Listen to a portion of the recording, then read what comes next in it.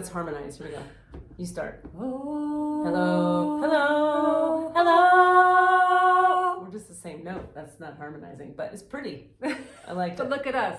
We are legit and woo! Woo! I'm Dr. Nicola Dellinger. I'm Dr. Katie Rubin with no actual doctorate. Nice to meet you all. Hello. Good to see ya. This week we're gonna talk about Dogs. No, sorry. She's so fucking cute. Show the people my dog again. Our dog. Look She's at that now our dog. dog. Ooh, she doesn't want that. She She looks wants like to be on the. She wants to be on the lap. What is this? Like a Just scarecrow. Let her be on the lap. She's just wants. Look at her. She's a lap She dog. just wants to chill. Likes me like. This week we're talking about Dun dun dun. Deodorant. Deodorant. Deodorant. Why? Because a lot of the natural ones don't work. No, they do not. All right, we've all talked about this for years. Anyone who's been using natural products a long time, like all of you people who are bothering to watch this fucking thing, you know that this thing doesn't do much. When they're natural and they're deodorants, oftentimes they don't work. And this is a trope in our culture and people talk about it all the time. But I wanted to understand a little more the science behind why. Like, and also, why are we all still buying this shit if it doesn't work? Does it actually not work? Well, so here's the deal. In my personal experience, and this isn't what I would call science, although it's a clinical study with a one participant, an N of one, as they would say in the literature. Sometimes they work and sometimes they don't. And so I used to like the crystal, and I don't really understand how the crystal deodorant is a deodorant, but it worked until it really, really didn't anymore. And then it didn't work at all. You're talking about it's like, it's got a round... It's a crystal, yeah, like a crystal deodorant. I've never done that one. You haven't? No, I know. That feels weird. Right? Yes, you should try it. Right.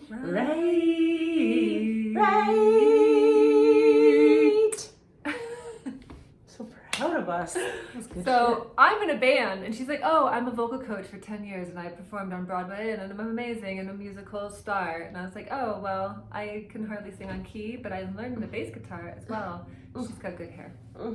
I've not been on Broadway yet, though I wouldn't rule it out. I am not ruling anything. I've done some professional regional theater where I've sung the songs in front of the humans. Yes, I don't want to sing songs in front of any humans ever. But you're doing it in a band. Yes, for us. I've got to squeeze her. You're not going to have an audience? No. Although our band teacher has other plans that she just hasn't shared with us yet because she's secretly creating a set list without us thinking that we're knowing about it, but we know, Ashley, we know. Here's the weird irony about this. When I look at you in camera and look at me on camera. You look at the thing on camera. You look like someone who should be singing songs in front of people. You got the jawline, you got the sharp features. Very small lips. You look photogenic and camera ready. I have to work for hours to look like a frumpy old man. Okay, first of all, frumpy, I say no. Look at how cute she is. She's so I'm cute. all right, but I'm saying you're like already ready for the things. I put makeup on before you got here. You put makeup on while you got here. You're not hearing what I'm saying. You're not hearing the words I'm saying. She's like her structure. Like there's a structure that's camera works well with. And then there's those of us who have to sit. Watch this whole video. I'm just going to sit like this. Because that's the closest I can get to it. And I will look dead on because if I do this, it's frightening. It's not how. The British nose. The British nose. It's giant. Show me the British nose. Look at this. It's a honker. I would never in a million years have noticed your nose had you not said that. And now that I'm looking straight at it, I still see nothing wrong. Because you're not looking at it. You're looking at it straight. No, but when you went to the side. If you look at me this way. Nothing. See, please. It's a nose. It's a schnoz. All right. Anyway. I'm going to sit like this to get my angle. And I'm going to keep straight on, but not this that is close. Literally the only angle. She's a beautiful woman. Comments, please? Yes, it's true. Anyway. Anywho, what we're talking about today is deodorizing our natural scent because we're no longer wild animals. We're not? Well, no, we're totally domesticated. But we have wild, like this animal is a domesticated dog, but when she's chasing prairie dogs, she goes apeshit bananas like a wild creature. So when was the last time you went apeshit bananas like a wild creature? 2 nights ago in bed, girl. I go crazy. That's where all that animal comes out. You got to put that animal somewhere. Nia dance class. Yeah. You go crazy at the Nia. You're the craziest one in there. She's grunting and shouting and woo! Like all kind of shit. That's a true story. So that's where I think I really disagree. I think we're super wild animals who are also domesticated. Well, in any case, this would be an argument for domestication. Okay. That's all I'm saying. Now, because our scent used to mark stuff and like keep people away from our stuff and like help people find us when we were lost in the woods. All right. Right? So why doesn't, we still haven't uncovered, why do the natural deodorants, A, not work, and B, do we keep buying them? I know why B is. Why? Oh. Because we, tell. Because we have eternal hope. Oh, yeah. And denial. And together, they make denial and hope. No, like... And no one's told them that they stink.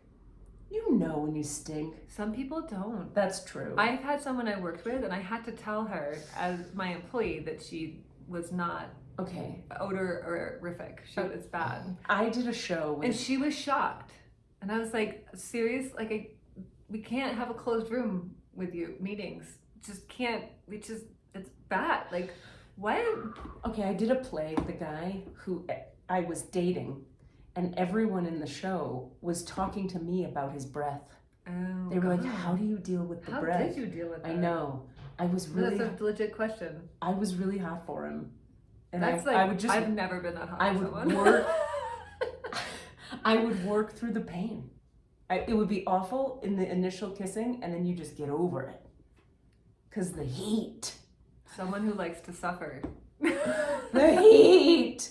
Okay, anyway. The heat makes the breath work. The odor. It wasn't better. Good. It wasn't good. The breath. It wasn't good. But then I do a lot of manipulative. Like, I have gum. Oh, do you want a piece? Like real casual. Or like, here's the gum out of my mouth. Ew. I mean, really? The worst. You're sucking face with somebody with halitosis and sharing gum is the worst of the problems. I think so. I disagree.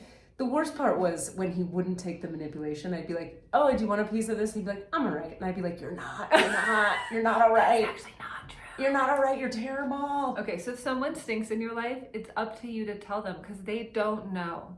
They don't know. All right, so you're saying, okay, the reason we keep buying them is to try to make them, is because we hope maybe this new brand won't not work. So I have a different reason. All right. So I no longer buy this brand because this brand doesn't work for me. But I buy the Crystal deodorant and then until it doesn't work anymore. And then I bought the whatever deodorant and then that worked for a little while and then didn't work anymore. And then I bought the essential oil-based deodorant and then I went to the herb conference where I was learning stuff and there was the hippie girl with the baking soda and the essential oils and I was like, oh, and that worked. That was amazing because baking soda, think about it. You crack the thing open, put it in your fridge. What does it do? Absorbs odor. Hello. Yeah. And now I have one with charcoal and then that stopped working. Wait. What? Is this a common thing for human beings that like you start a deodorant and it stops working after a while and then you do another one?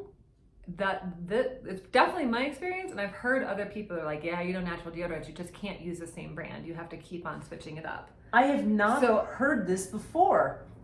Okay, so I have a charcoal one, like in my little travel bag. I've got a charcoal-based one that actually is gray, but it goes on white. And then I've got the crystal roll-on variety where they've like liquefied the crystal, and I use that every now and again. Okay, so for everyone who's still... But I also have Degree, just in case I really need to not stink. And that was my question, like for the people who still use just like normal ass deodorant, deodorant you put on your different ass. Topic. Even like you hear my dog in the background, he's like, oh god. He groaned at that idea. For people using ass deodorant, otherwise known as Mitchum and Degree and Secret. Yeah, what are the reasons we don't use that? So a lot of them, the active ingredient is aluminum. And what aluminum does is it clogs your pores as an antiperspirant. So it stops you sweating by clogging your pores with a heavy metal. Not awesome. And then a lot of the parfums that are used to create a different scent are really synthetically based and just create liver toxicity and environmental sensitivity, allergies, that sort of stuff. Are there any mainstream deodorants that are not made of these things that work? Not in my awareness. Like the Degree that I have, and I don't know why Degree, I got it as a high schooler, it worked, I just continue with it.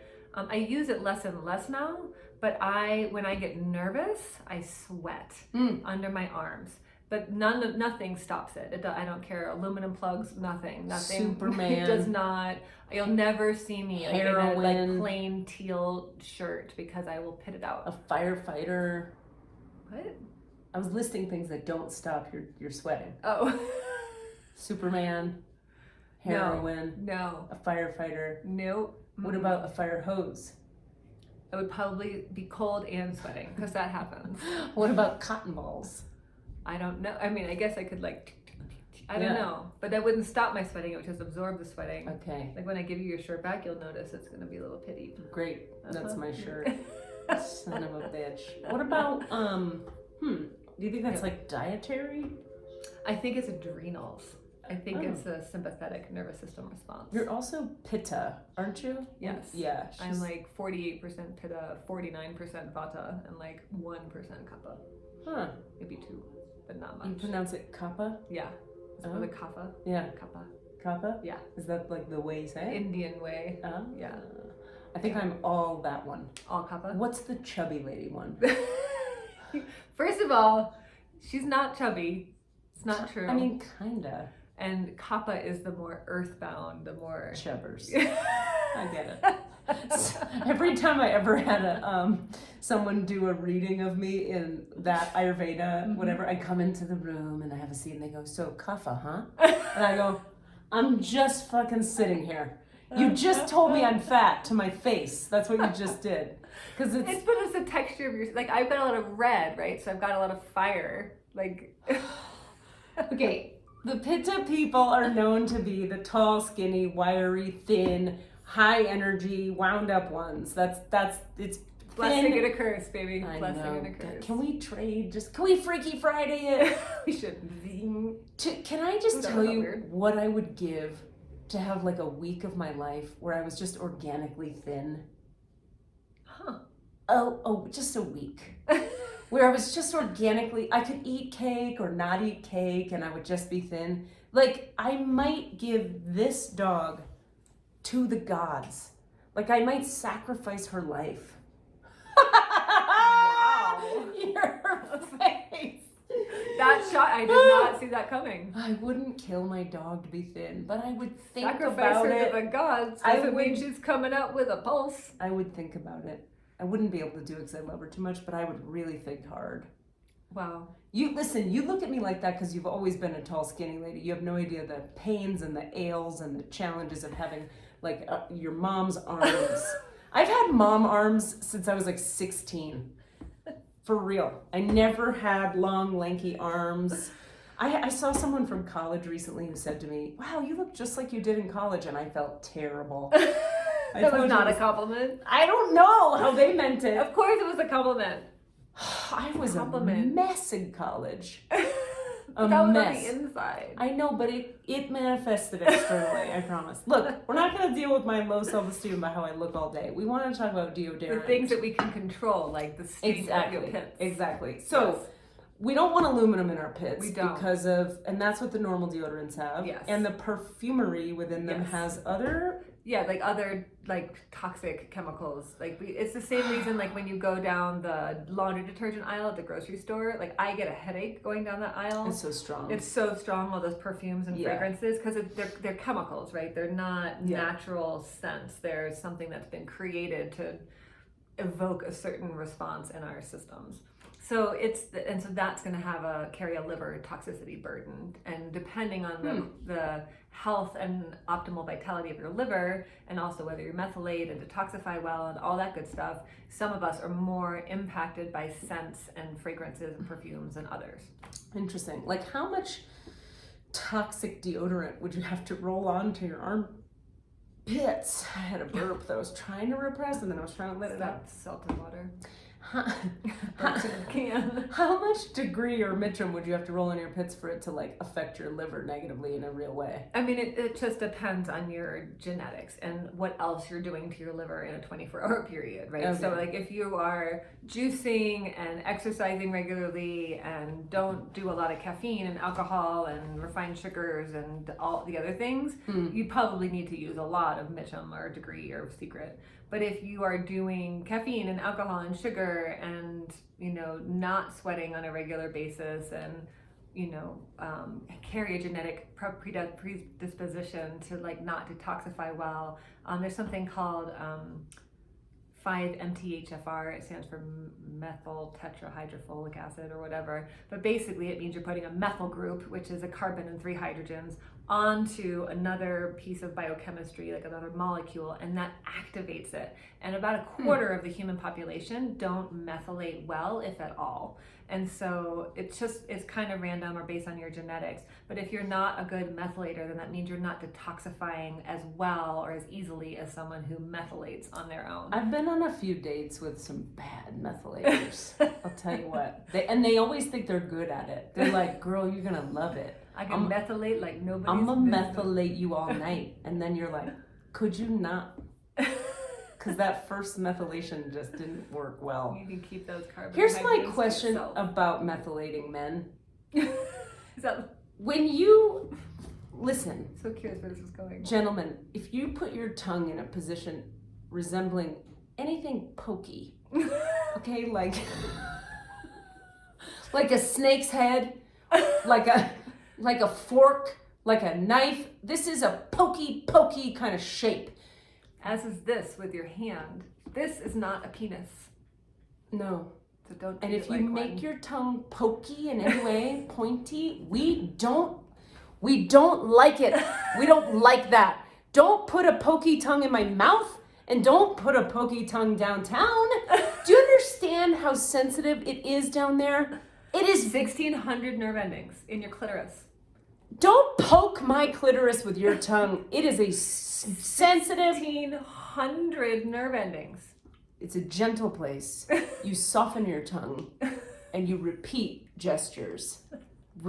Repetitive gestures And when with a someone soft says tongue. ooh or yes or I like that, you keep going. You don't change it up. What is up with that? Does that happen? It You're like, happens. oh, that's so good. I'll try something else. No. Why? I'm giving you the feedback you're supposed to want and listen to. Listen, repetition is important, but gentle tongue on the lady parts. Why would anyone say I like that and have that be an invitation to stop? Or when you go like, and they keep doing it. Well, it depends on how you're. No, I'm pretty clear. Have you met me before? I'm pretty clear. I don't think you're confused. Clearly somebody's confused. They have been in the past. Now, back to methylation. Yes. Don't do it. I don't remember what it is. Something that happens in your liver. Yes, you can get a blood test to find out if you're a methylator. You want the MTHFR test. And it's just a genetic thing. So some people are going to have a harder time detoxing than others. Okay, so you'd be more sensitive to You'd be more sensitive to perfumes and fragrances and cigarette smoke and. But if people get this test, what can they do about it if they are heavy methylators? They can take better care of their liver, and they can take vitamins, especially B vitamins that have already been methylated, so that your body doesn't have to do it, so that it can feed those detox pathways better. Very cool. Mm-hmm. Do you drink no coffee and have no alcohol?